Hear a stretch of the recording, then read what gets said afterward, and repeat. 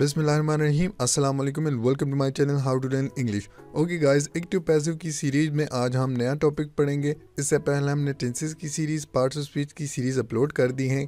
Basic grammar से related complete course देखने के लिए आप हमारे YouTube channel how to learn English को सब्सक्राइब कीजिएगा। आज के टॉपिक में हम पास्ट कंटिन्यूस टेंस के एक्टिव पैसिव करेंगे। तो जब भी हमारे पास पास्ट टेंस का कोई सेंटेंस एक्टिव केस में होगा तो उसे पैसिव में चेंज करने के लिए स्ट्रक्चर अफर्मेटिव सेंटेंस का हमारे पास कुछ इस तरह से होगा।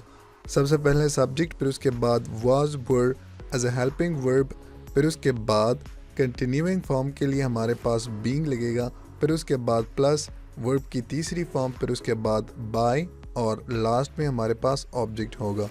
नेगेटिव में अगर कोई सेंटेंस होगा तो उसे चेंज करने के लिए हमारे पास स्ट्रक्चर कुछ इस तरह से होगा कि subject, was not being, were not being, verb की तीसरी फॉर्म, फिर उसके बाद preposition by और लास्ट में ऑब्जेक्ट। इंट्रोगेटिव बिल्कुल आसान है। सिंपली आप लोगों ने करना क्या है कि हेल्पिंग वर्ब was और were को बाहर निकालना है, फिर उसके बाद सब्जेक्ट, फिर उसके बाद been, वर्ब की तीसरी फॉर्म, preposition by और फिर उसके बाद ऑब्जेक्ट के बाद क्वेश्चन मार्क।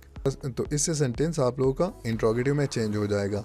हमारे पास एक एग्जांपल है, ही वॉज ईटिंग एन एप्पल। इसको पैसिव में चेंज करने के लिए सबसे पहले रूल्स आप लोगों को पता होने चाहिए कि ऑब्जेक्ट जो होगा वो सब्जेक्ट की जगह पर लगेगा, फिर उसके बाद सूटेबल हेल्पिंग वर्ब, वर्ब की तीसरी फॉर्म, प्रीपोजिशन बाय और object. So he was eating an apple was being eaten by him.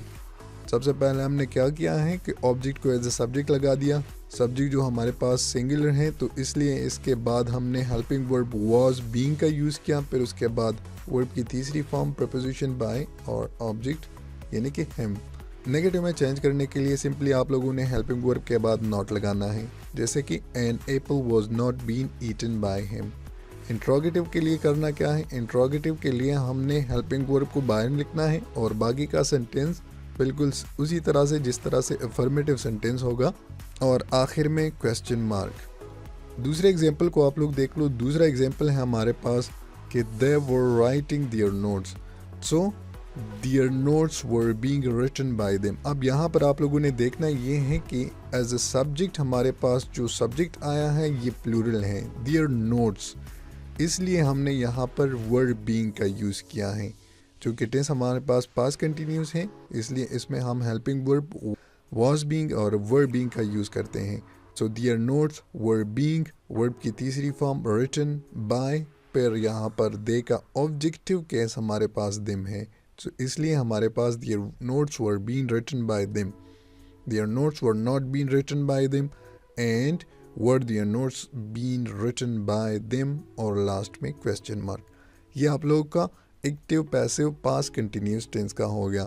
अब आप लोग की प्रैक्टिस के लिए ये सेंटेंसेस हैं, he was playing hockey, Aslam and Akram were taking the T and I was brushing my teeth. In sentences को आप लोगों ने एक्टिव से लेकर पहले इसे पैसिव में चेंज करना है, फिर उसे नेगेटिव में और फिर उसे इंट्रोगेटिव में। बीच में इसे चेंज करते हुए अगर आप लोगों को कोई प्रॉब्लम होती है किसी भी टॉपिक में तो आप इस वीडियो को रिवाइंड भी कर सकते हैं और आप लोग कमेंट में मुझसे पूछ भी सकते हैं।